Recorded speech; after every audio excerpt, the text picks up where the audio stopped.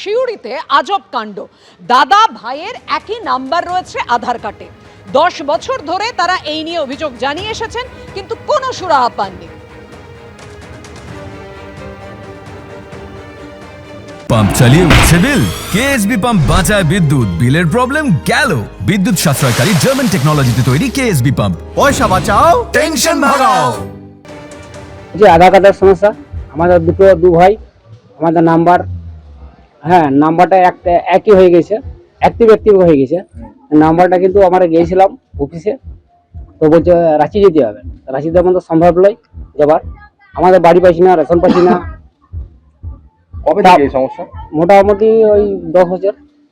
তবে থেকে অনেক অফিসে গেছেন? হ্যাঁ, অফিসে গিয়েছিলাম, অফিসে বলছে রাঁচি যাও। তারপর মেম্বারকে জানাইলাম, মেম্বার তো ঘুরেছে, তো ও পারলে না। তারপরে আমাদের ওই সমস্যা, মানে এটাই সমস্যা।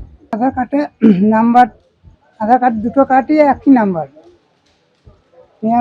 স্টেট ব্যাংকে গেছি, ময়ূরক্ষী ব্যাংকে গেছি, পোস্ট অফিসে গেছি, কোনো জায়গাতে হচ্ছে না। কার কার আধার কার্ডের একই নাম্বার? আমার রবীন্দ্র মাহারা। কি হন আপনারা? ওর দাদা ভাই ওরা। আর কোথায় কি সমস্যা হয়েছে? রেশন পাই না, তার মোবাইলে সিম তুলতে পারছি না,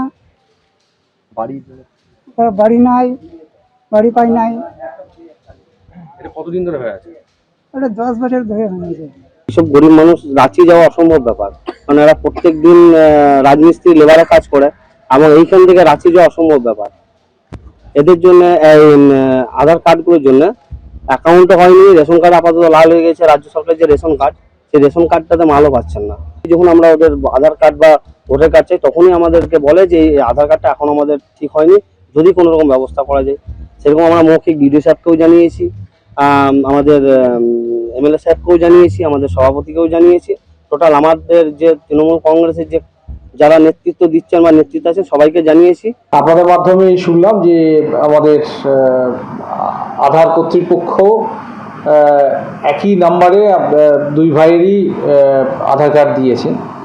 এটি আমরা আমাদের এখানে যারা আধারে যারা কাজ করেন, ব্যাংক কিংবা আমাদের পোস্ট অফিসে যারা কাজ করেন, তাদেরকে ডেকে নিয়ে প্রয়োজনীয় যে সংশোধন, সেই সংশোধন করার চেষ্টা করব খুব তাড়াতাড়ি। এবং আরও যে আধার রিলেটেড যে বিষয়গুলো, অর্থাৎ রেশন বা আরও অন্যান্য যেগুলি আছে, সেই পরিষেবা যাতে অব্যাহত থাকে সেই চেষ্টাও আমরা করব।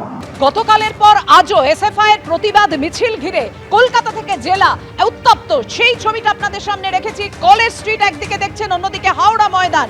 বিভিন্ন জায়গায় যে ছবি দেখা যাচ্ছে, তুলকালাম পরিস্থিতি এসএফআই এর প্রতিবাদ মিছিল ঘিরে, বিক্ষোভ ঘিরে। আমাদের সঙ্গে রয়েছেন আমাদের দুই প্রতিনিধি, উজ্জ্বল মুখোপাধ্যায় এবং সুনীত হালদার। প্রথমেই সুনীত, দেখাও আমাদের সেই ছবি। দেখো, এই মুহূর্তে আমরা রয়েছি হাওড়া ময়দানে। সেখানে কিন্তু কিছুক্ষণ আগে এসএফআই সমর্থকদের সঙ্গে পুলিশের ধস্তাধস্তি শুরু হয়ে যায়। আজকে এই শিক্ষামন্ত্রীর পদত্যাগের দাবিতে এবং গ্রেপ্তারের দাবিতে এসএফআই যারা কর্মী, তারা পঞ্চাননতলা পার্টি অফিস থেকে মিছিল করে তারা হাওড়া ময়দান আসে, এবং হাওড়া ময়দান থেকে তারা সোজা এসে তারা বেশ কিছুটা রাস্তা ঘুরে ফের হাওড়া ময়দানে যে ফাঁসিতলা মোড়, সেখানে তারা এসেছে। এই মুহূর্তে এসএফআই কর্মীরা শিক্ষামন্ত্রী ব্রাত্য বসু কুসুপুত্তুল পোড়াতে যায়, তখন পুলিশ তাদের কেড়ে নেয় কুসুপুত্তুল।